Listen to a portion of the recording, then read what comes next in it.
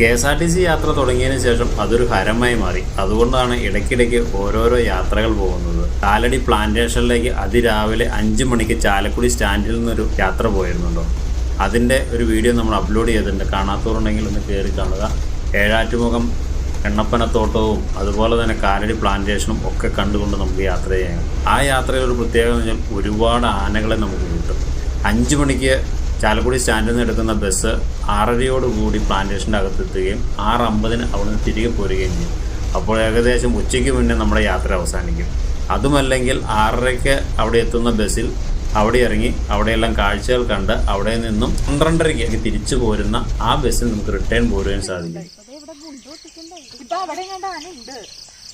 ഞങ്ങൾ പോരുന്ന വഴിയൊന്നും കണ്ടില്ല കേട്ടോ. ആ പടക്കം പൊട്ടിച്ച അതിനാണോ? ആ വെട്ടാൻ പോകുമ്പോ എന്ത് ചെയ്യും?